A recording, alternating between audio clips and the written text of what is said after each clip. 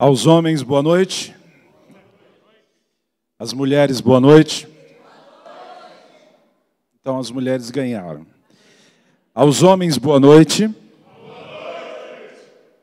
ser difícil as mulheres resolverem esse problema. As mulheres, boa noite. Bom, agora, presta bem atenção. Só para os lindos. Oi.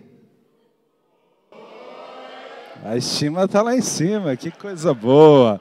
Fica de pé um instantinho, porque eu preciso entregar um negócio para você. Fica de pé. Queria que você abrisse bem o seu braço aí. Tomara que ninguém caia do seu lado.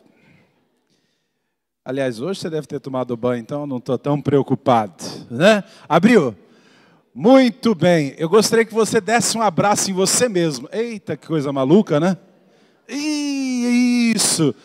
Gente, são mais de 200 abraços da Igreja Batista da Redenção para vocês. Mais um.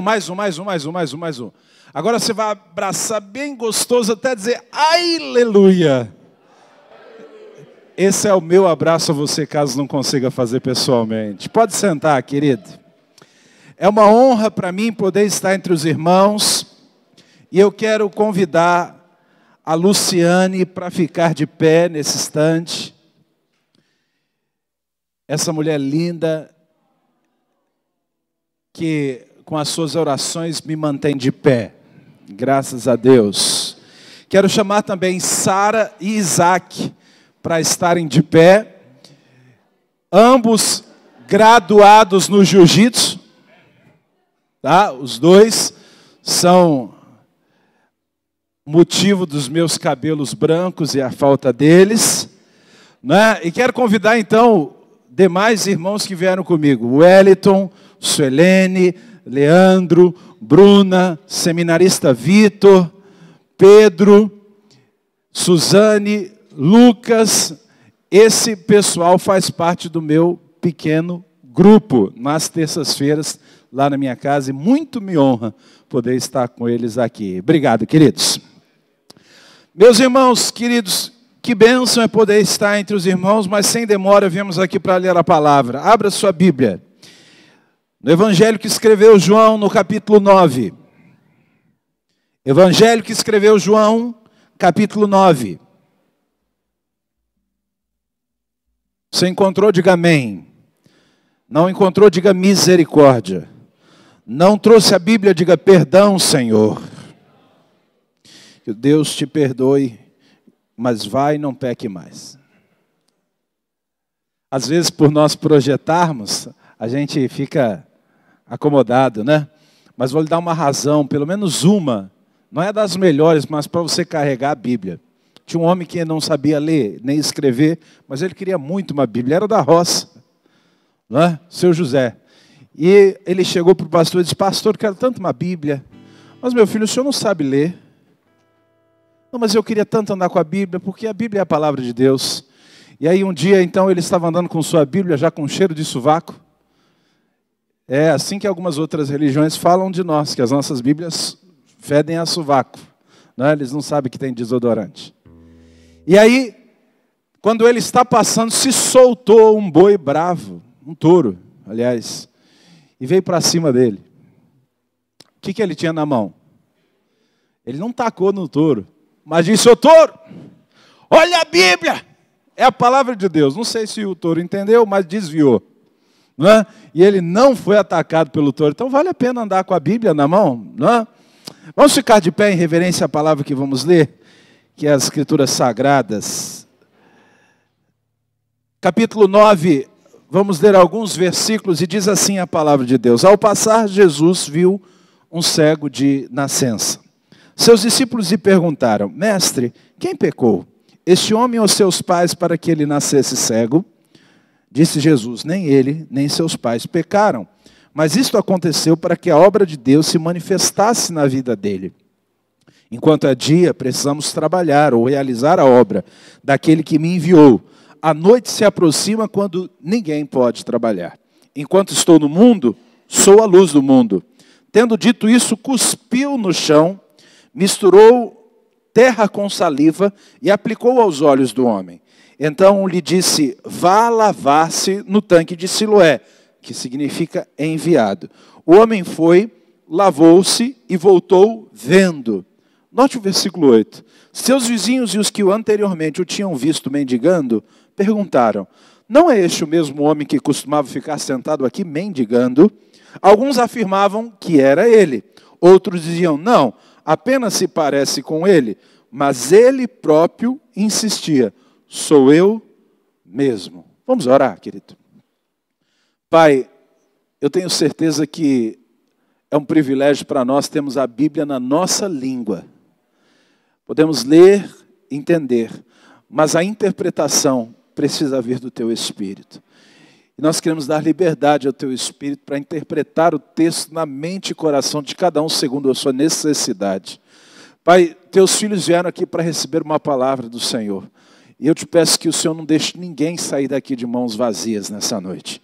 Que o Senhor tenha misericórdia de mim, como Teu servo, para não atrapalhar aquilo que o Senhor quer falar à igreja nesta noite. Oramos gratos em nome de Jesus. Amém. Querido, você pode sentar. Eu gosto demais desse texto. E como seria bom se tudo o que é ruim acabasse e só ficasse as coisas boas. Mas às vezes parece que o contrário é verdade. O grande desafio que nós temos não é fugir das coisas ruins, mas é passar por elas e ao atravessá-las, sair do outro lado como um vencedor. Sair do outro lado como alguém que não amargou pelo caminho. Com alguém que não ficou para trás, que não secou, que não mirrou, mas que manteve a vitalidade, a jovialidade, sobretudo a espiritualidade. Esse texto me desafia muito, porque ele tem algumas coisas que precisamos entender no dia a dia a respeito da obra de Cristo e a respeito da minha vida nesta obra chamada obra de Cristo. A história desse cego é um relato de um milagre, verdade. Mas mais do que isso, Jesus está mostrando como ele opera, qual é o modus operandi dele. Como é que ele age quando ele nota algumas situações na vida de pessoas que são desagradáveis ou inusitadas. E esse texto vai nos mostrar que não apenas o cego, os discípulos, os fariseus, a sociedade foi impactada naquela época, mas até os dias de hoje, eu e você seremos impactados pelo que Jesus fez na vida desse cego. Amém? Quando eu leio esse texto, eu percebo que Jesus vai passando. E, dando uma procuradinha no original, eu percebi que o texto significa que um rabino conduzia o seu pequeno grupo de discípulos, ensinando a eles o estilo de vida do reino de Deus. Então Jesus estava caminhando, havia lá os discípulos que você conhece, e de repente eles estão passando por um determinado lugar, e no caminho deles aparece um cego. Esse homem já está há muito tempo nessas condições, ele é cego de nascença, e aí alguém dos discípulos se levanta e diz assim, ô mestre, deixa eu lhe fazer uma pergunta, quem é que pecou? Foi os pais dele ou ele? Havia uma concepção nessa época, querido, que se alguém sofresse muito, é porque ele havia pecado muito. As pessoas que estavam ali naquela volta sabiam desse assunto, que eles estavam preocupados em tentar identificar, será que na geração desta família houveram tantos pecados que a consequência está aí aparente, latente, para que as pessoas vejam? E aí Jesus vai conversar com eles e vai dizer, olha, para com esse assunto aí. Vocês estão na direção oposta do que eu quero fazer aqui. Quando Jesus olha para aquele homem, a alma de Jesus se identifica com a alma daquele homem. Há uma vida de desgraça ali. E Jesus quer transformar em graça. Aquele homem está sofrendo, está marginalizado. Como se não bastasse, os discípulos fazem perguntas capciosas, tentando levar aquela situação ao ponto de que, olha, eu não tenho nada a ver com isso, porque esse homem está nessa situação porque ele pecou. O fato é o seguinte, os discípulos, nesse caso, procuravam o pecado. Infelizmente, muitas pessoas fazem isso. Às vezes olhamos as pessoas que estão à nossa volta, sofrendo, e nós achamos o seguinte, é problema dele, é problema dela. Mas o que Jesus estava fazendo era não achar o pecado. Não é achar a brecha que ele deu. Porque quem não tem pecado, atira a primeira pedra. Foi a lição do capítulo 8, que eles tinham acabado de sair daquela mulher adúltera. E aí Jesus então vai mostrar para eles que ele está procurando uma oportunidade para manifestar a sua graça, para manifestar a sua presença. Sabe, querido, de repente, a história toma uma forma completamente diferente. Talvez fosse mais um dos milagres comuns de Jesus naquele momento. Talvez Jesus fosse entrar na estatística por ter curado mais um cego. Mas ele para por causa da pergunta dos discípulos e diz, está na hora de eu ensinar algumas coisas aos meus discípulos. Está na hora de eu mostrar a eles algumas coisas que eles não perceberam. Filhos, venham cá. Eu estou andando com vocês e vocês não perceberam ainda o que eu quero fazer. Olha, preste atenção. O que aconteceu com esse homem não foi pecado. Mas ele chegou a esse ponto para que eu tivesse como entrar na vida dele. E a palavra fanehu, que era a manifestação da glória de Deus nesse texto, diz o seguinte, quando eu agir na vida desse homem, ninguém vai duvidar que a obra foi de Deus. Ele será um testemunho vivo do que eu sou capaz de fazer. Enquanto homens estavam procurando apenas o pecado, tentando justificar as razões pelas quais eles estavam daquele jeito, talvez tentando se acomodar, se conformar com aquela situação, Jesus diz, não, quando eu entro no negócio é para modificar a situação. E talvez essa já seja uma resposta para você hoje, nessa noite. Quando o Senhor entra no negócio, querido, o relacionamento vai ser resolvido. A casa vai ser restaurada. As finanças vão ter alguma mudança na presença de Deus. Agora note, ele começa a dizer então para os seus discípulos o seguinte, nós precisamos trabalhar enquanto é dia, porque a noite vai vir, onde ninguém mais vai poder trabalhar. Sabe, curiosamente, às vezes nós olhamos para esse texto e a gente acha que Jesus está falando simplesmente de noite ou dia, ou de vida e morte. Mas eu queria dizer para você que Jesus está falando sobre os ciclos da vida.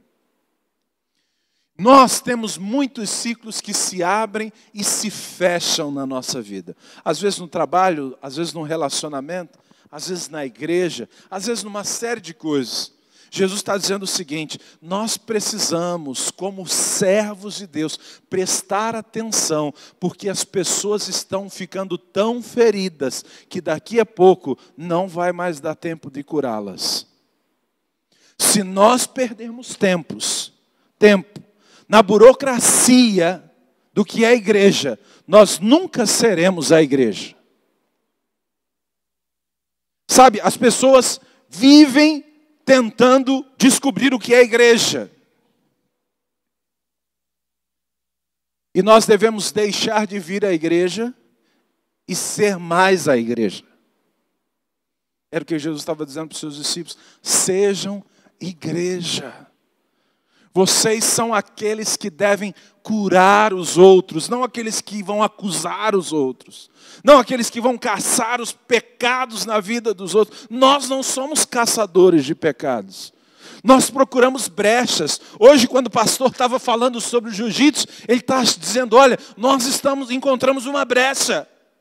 Uma brecha para trazer um grupo para cá, que talvez não vai vir para o culto, mas ele vai vir para um momento de luta, um momento de um esporte, e a partir daí nós vamos influenciá-los para a glória de Deus. Estamos procurando uma brecha para entrarmos, para fazermos algo que o Senhor possa ser glorificado através da nossa vida.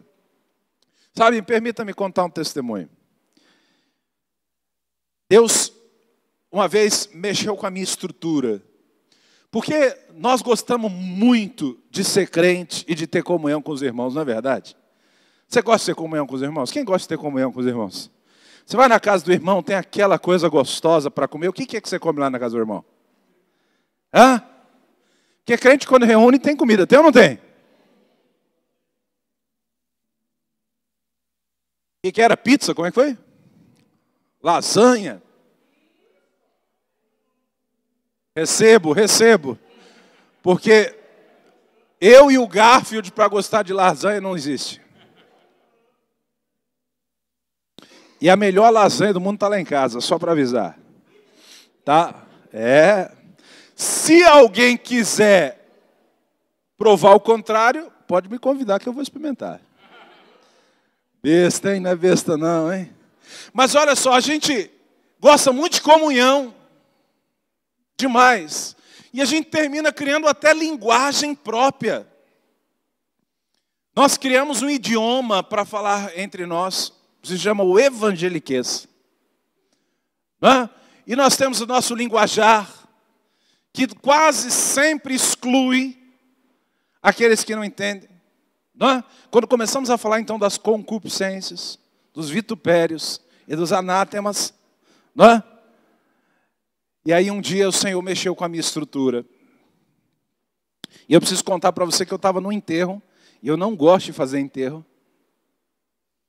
E de repente, tinha muita gente naquele lugar, era um menino de 19 anos, tinha aceitado Jesus há pouco tempo. Tinha punk lá, sabe? Não faz tempo que você não deve ver isso, mas aquele que tem a crista de galinha assim em cima, sabe qual é? Tinha lá aquele povo, lá tinha muita gente. Então eu preguei, estava emocionado. Eu não gosto de fazer enterro. Gosto de fazer casamento. Casamento é bom, já fiz 179 casamentos. Enterro eu não conto, porque eu oro para as pessoas não morrerem. É verdade. Oro para as pessoas não morrerem. Porque você vai ler na Bíblia, Jesus nunca esteve num velório. Tinha duas coisas que Jesus não gostava, de enterro e tristeza. Que antes de curar uma pessoa, ele dizia, tem de bom ânimo. E os mortos que cruzaram ele ressuscitaram. Não é verdade? Então eu estou nesse viés aí. Mas tive que fazer, porque é ossos do ofício. Só que aí vou para casa, de repente eu recebo um daqueles punks lá em casa, ó. Ô pastor, a gente pode falar com o senhor, tal? Tinha uma senhora, tinha uma menina, tinha o rapaz. E ele diz assim, olha, nós tivemos um enterro e a gente viu que o senhor faz o enterro. A gente achou tão bonito o que o senhor falou no enterro e tal. Será que você também não fala no noivado? Aí eu digo, falo, Quando tal, olhei a agenda, tudo certo, tudo beleza. Irmão, deixa eu te contar. Você não vai acreditar. Quando eu chego no lugar, que eu paro o carro, que eu olho, é uma boate. Segura o cinto aí, aperta o cinto aí. Só está começando.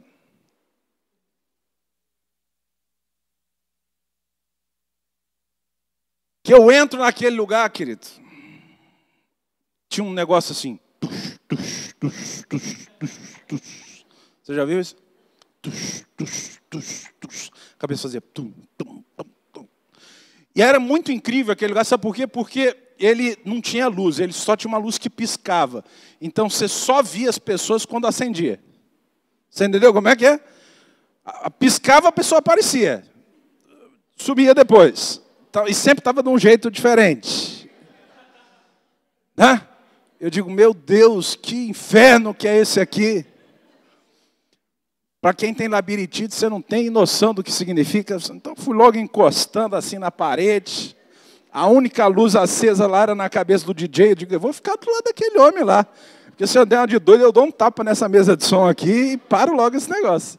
E tô lá. E era para ser 7h30, dava 7h45 e nada, 8 horas, e o pessoal, ó, só na canjibrina. O noivo vinha e disse, nós já vamos começar. Só que cada vez que ele vinha, ele estava mais alegre. Mais alegre. Lá com 9 horas, e olha que eu estava fantasiado de pastor, paletó, Bíblia na mão. Você imagina, dentro da boate. Você está rindo porque não foi você. Vou orar para você chegar numa dessa. Aí, lá do lado da mesa tinha uma folha desse tamanho assim, um papel A3. Reservado para o pastor George. Dentro da boate, irmão. Estava lá com a minha cadeira reservada. Já pensou? Eu digo, isso aqui é um inferno, isso não é possível, não. O senhor me livra desse negócio aqui. Quando deu lá para umas 9 horas, veio aquela mulher, a mãe da noiva. A mulher estava completamente ébria, irmãos. A mulher não estava aguentando em pé. E ela veio para apresentar o pregador da noite.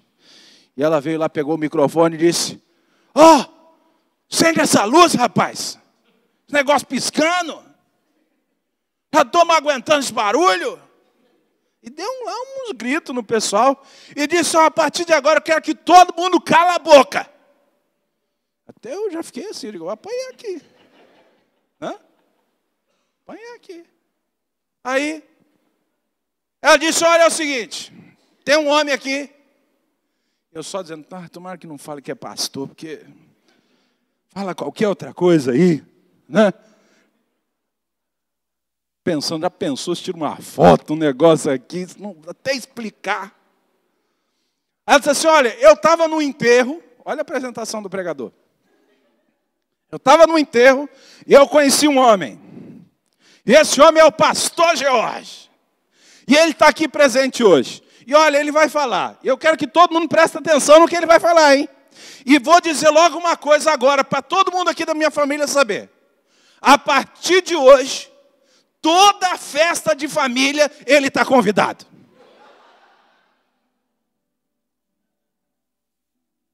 Irmão.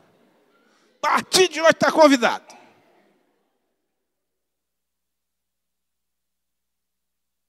Eu não sabia mais o que fazer, liguei para a minha célula. Falei para o irmão Jefferson, que era auxiliar na época, disse, irmão, se ora por mim, pastor, que barulho é esse? Eu digo, não queira saber não. Não queira saber não. Eu disse, mas o que está acontecendo, pastor? Eu digo, não, ore, meu filho, ore, deixa o Senhor te revelar. Vou dar brecha não, né? Aí, querido, sei que Deus tem muita misericórdia. O Espírito Santo visitou aquele lugar de uma maneira fora do comum. As pessoas entregaram a vida para Jesus. Eu vi milagres ali de pessoas passar o efeito do álcool milagrosamente e entregarem a vida para Jesus completamente sãos. Estou te contando essa história, ela continua depois, ainda teve o casamento, foi na igreja católica, essa é outra fase.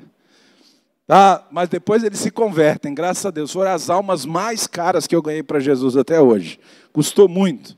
Mas o que eu quero dizer para você é o seguinte, havia um preconceito no meu coração em relação ao ímpio, que nós gostamos de dizer que é o mundano, ou é o cara do mundo, ou é o cara que está fora. Até eu perceber que o Senhor queria que a luz brilhasse em meio às trevas. Mas, irmão, deixa eu dizer uma coisa para você. Por mais que você ache que isso é óbvio, não é tão óbvio assim. Os discípulos que andavam com Jesus olharam o cego como um cara que estava cheio de pecados. E Jesus quer mudar a mentalidade deles. Jesus quer mostrar para eles, não é assim. É a nossa chance. É o nosso momento, é a nossa vez, nós estamos diante dele. Daqui a pouco você vai entender talvez o que esse cego passou. E aí, o Senhor trabalha esse assunto, eu imagino que eles estão meio desconcertados. Imagina aquele pessoal meio desconcertado, são os discípulos. Levaram uma puxada de orelha na frente de todo mundo. Aí Jesus diz, não, chama o cego aqui.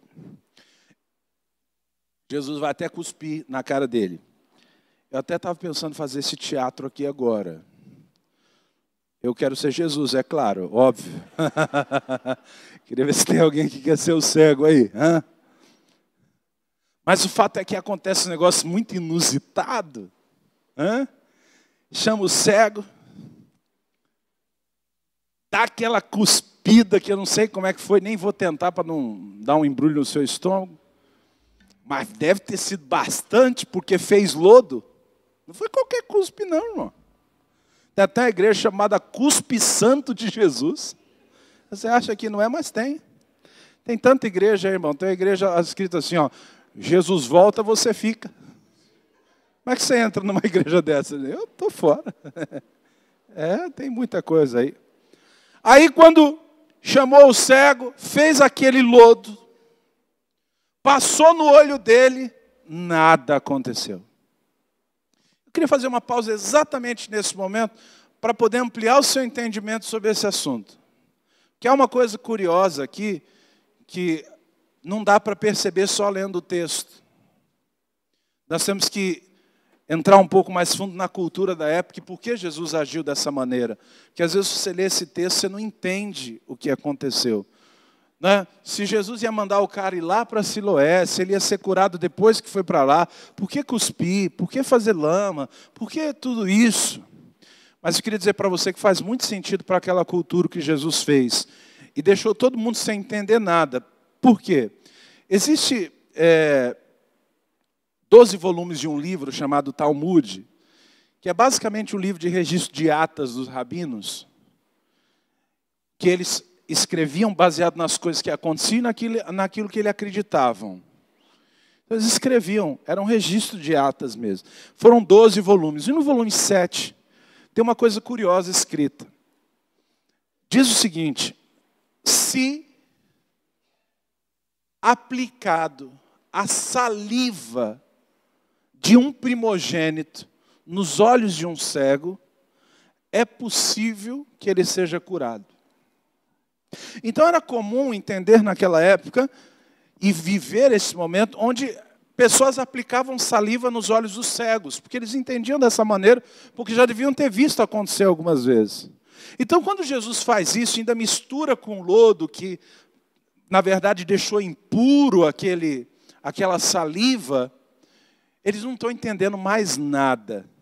E estão prontos para desacreditar Jesus nesse assunto. Mas Jesus está só começando a obra dele. Jesus está só começando o que ele quer fazer, na verdade.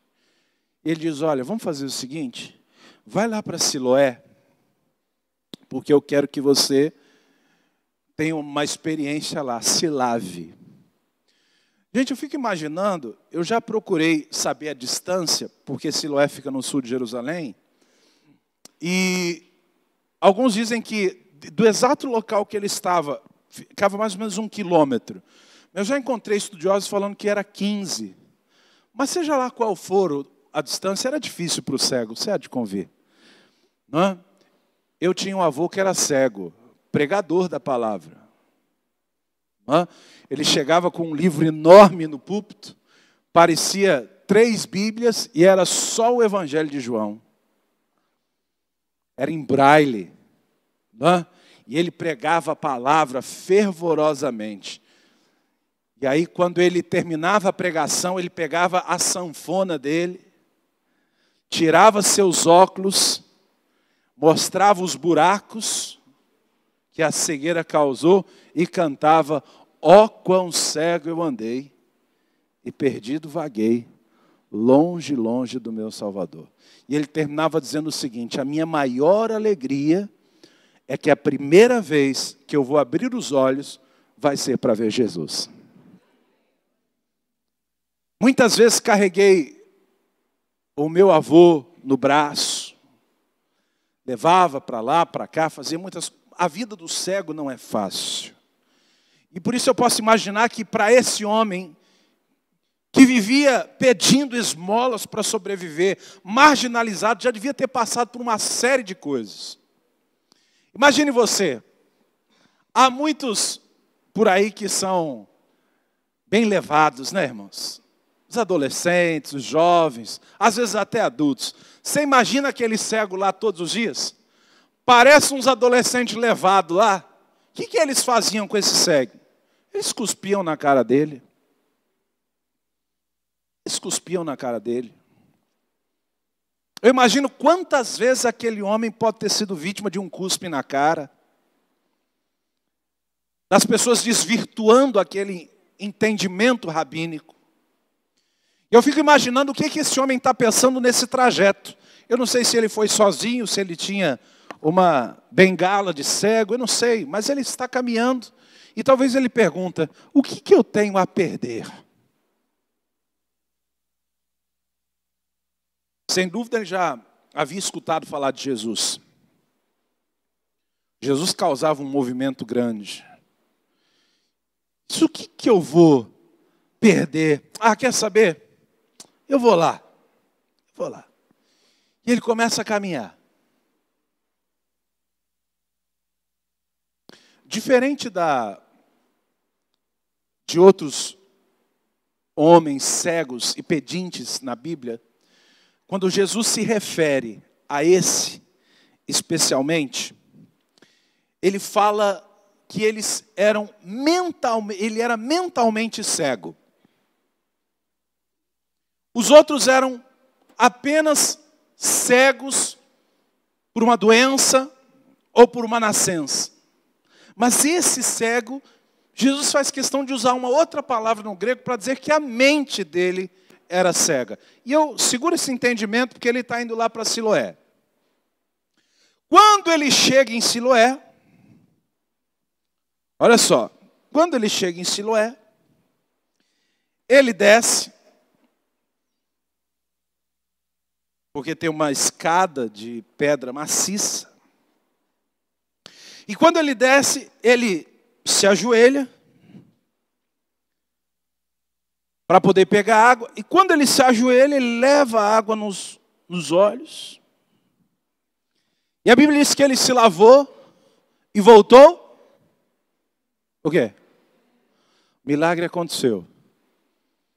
Mas a mensagem começa agora, porque essa foi só a introdução. Não escutei nenhum amém, hein?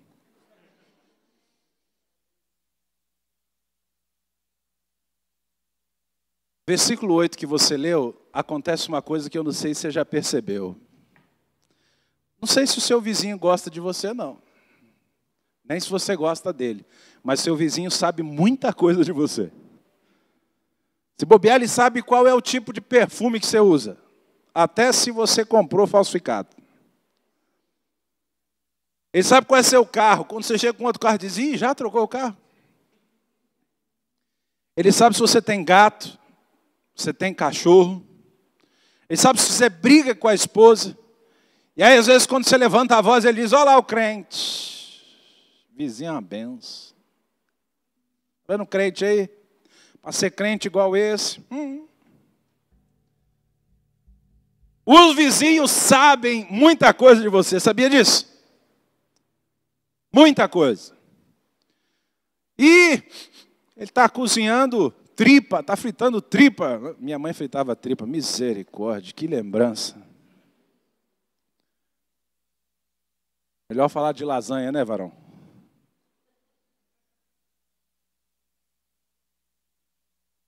A Bíblia diz, os vizinhos e os que anteriormente os tinha visto mendigando, perguntavam, não é esse aquele cara? Oh, peraí. O vizinho do cara não reconheceu ele? Tem mais nesse texto do que a gente imagina. O vizinho do cara não reconheceu ele? Bom, vamos fazer um teste, peraí. Ó, eu tenho aqui 7 graus, acho que nesse, 5 nesse. Então, se eu tirar o óculos, eu fico cego. Você pode ter certeza disso. Então, vai ser um bom exemplo. Né? Agora, eu já não estou mais nem vendo o rosto aqui da irmã, do irmão, não estou vendo mais nada. Né? Mas, vê só, eu vou fazer um teste com vocês aqui. Presta atenção, hein? Vou fechar os olhos. Plim, fiquei cego. Ah, agora, abri. Fiquei irreconhecível. Presta atenção. De novo. Tchan, tchan! Não? Não? Então aconteceu alguma coisa a mais nesse tanque, não é possível. Alguma coisa a mais aconteceu ali. O cara voltou irreconhecível. Ele colocou dúvida nos vizinhos se era o cara. Nem quando você muda o cabelo, daquelas loucuras que você faz, o vizinho deixa de saber quem você é.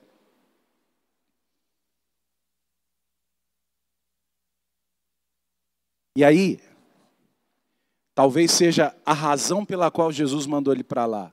No sul de Jerusalém, esse tanque chamado Siloé, ao lado tem uma torre. Não tem mais, eu vou te explicar por que daqui a pouco. Mas era uma torre também chamada Siloé. E a história que circula a Bíblia conta que uma vez nesse tanque, que era um tanque de banho, haviam 18 homens se banhando e aquela torre caiu. Inclusive até 2005, veja, pouco tempo atrás, as pessoas acreditavam que esse texto que nós lemos, ele não era literal. Porque não se achava mais o tanque Siloé. E ó, preste atenção, o tanque Siloé é muito antigo. Porque ele é uma canalização do rio Gion, do Éden. Olha só que coisa, né? Ezequias fez o primeiro túnel, 538 metros. E parte da canalização dessa água está ali no tanque de Siloé. E aí quando cai essa torre, desaparece no mapa. O que fez as pessoas acreditarem que não era verdade essa história. Em 2005, o pessoal estava lá em sul de Jerusalém fazendo escavação por causa dos esgotos. Aí descobriram as águas de Siloé. Aí essa história tomou uma forma diferente. Disse tudo isso para falar para você, aquele lugar é um lugar de tomar banho. Quando aquele homem lava seus olhos, que os olhos abrem, a primeira visão que ele tem é daquela água se movimentando. Mas daqui a pouco, a água vai parar de se movimentar. E sabe o que ele viu? A face dele. Ele viu ele mesmo. Sabe o que ele viu? Um homem feio, sujo, farrapilho. E aí vai os acréscimos meus.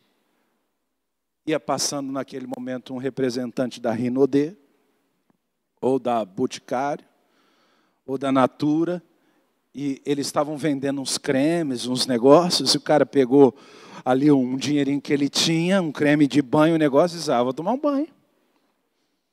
Vou tomar um banho.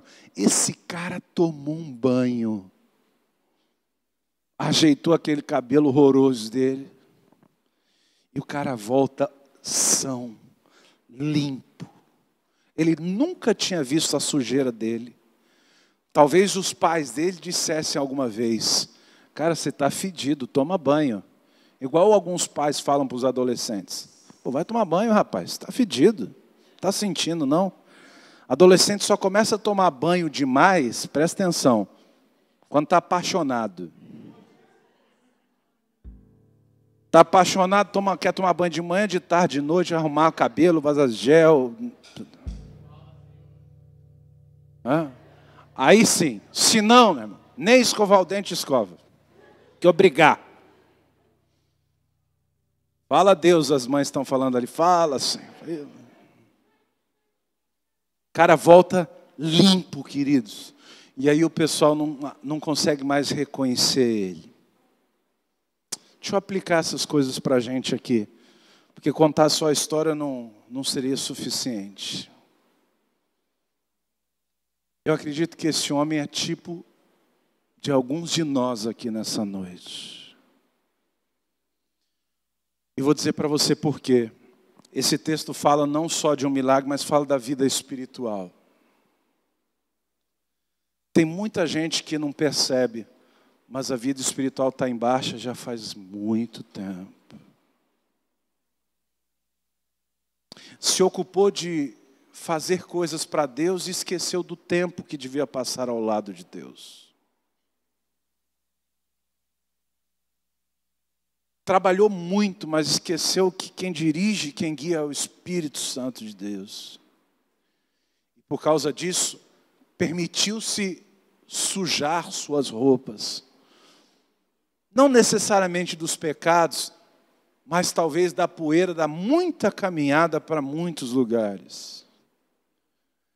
Eu não me surpreenderia se nessa noite, como um dia eu já cheguei a essa conclusão, porque a palavra que prego para vocês um dia foi para mim. Você, ao orarmos pedindo para que o Senhor abra os nossos olhos, você perceba um pedinte espiritual em você. Alguém que tem vivido de migalhas. Alguém que está com uma vida espiritual superficial. Talvez eu esteja falando para uma única pessoa nessa noite. E se assim o for, glória a Deus. Mas nós precisamos enfrentar o Siloé algumas vezes.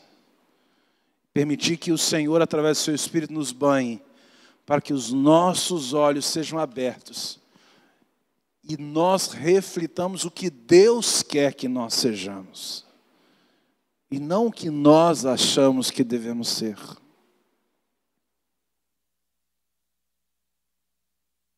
Sabe, lá atrás, no Antigo Testamento, que Paulo fala que as coisas que aconteceram são exemplos para nós, havia um povo que recebia maná do céu.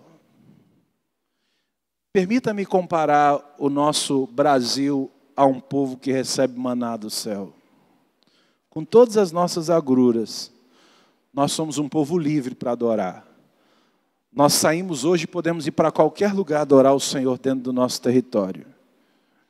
E aquele povo recebia todos os dias. E o Senhor disse, olha, só na sexta-feira pega para 2 dias, tá bom? Porque no sábado não vou fazer cair. Sabe o que eles faziam? Preguiça de buscar todo dia? Eles já pegavam, queriam estocar. Sabe o que aconteceu? A Bíblia diz, apodreceu e deu bicho. Você já viu o bicho da goiaba? Já? O problema é quando você vê ele pela metade. Mastigou a goiaba, só está metade mexendo, a metade já foi. Você come o resto porque vai fazer o quê? Deu bicho naquele ali, irmãos. Sabe, quando você sabe que a sua paixão está diminuindo por Deus, quando você sabe que você está esfriando, eu queria contar uma história aqui, para na sequência ministrar sobre a sua vida. Eu queria falar sobre paixão. Tem alguém apaixonado aqui? Eu estou. Minha paixão é aquela loira ali, ó. Às vezes eu falo poesias para ela. Meu amor, meu coração não bate por ti, capota. Hã? Ou, montei, quando te conheci, montei num burro e fugi. De saudade não aguentei, montei numa vaca e voltei. Aí é melhor pregar a palavra, né? Porque poeta não vai servir. Mas eu queria encerrar com uma ilustração. 2 adolescentes apaixonados. Já que deu um burburinho nesse assunto, vou tocar de novo. Aí o que acontece? Chegou-se à convenção, os pais e tal, que a idade para namorar é... Deixa eu olhar para os meus ali. 23 anos. Mas aí eles conversaram com os pais, conversaram com o pastor, conversaram com todo mundo, porque quando for namorar tem que ter a bênção de todo mundo para dar certo o negócio. Ficar de um lado para o outro não dá certo. Aí deu tudo certo. Primeiro encontro. Olha, viaja comigo. Quando Isaac era menor, ele dizia, pai, você viaja pela maionese. Não é nem na maionese. Aí, os dois marcaram para se encontrar no Nova América. às 3 horas da tarde, ali perto do Balada Mix. O menino, no sábado, foi no guarda-roupa para escolher a roupa. Sabe que blusa ele pegou? A mais velha que ele tinha. Faz tempo que ele usa, mas que era baby look. Sabe aquela mamãe que quer ser forte? A menina não. A menina desde de manhã começou a se preparar. Ela passou Renil, passou Botox, fez pranchinha, fez tudo. Né? Ela desmontou o guarda-roupa. Né? E quando colocou todas as roupas em cima da cama, olhou para a mãe e disse: mãe, eu não tenho roupa. Aí foi para lá, botou uma, botou outra e tal, combinou, botou esmalte, tirou esmalte, pranchinha e não sei o que, e deu tudo certo.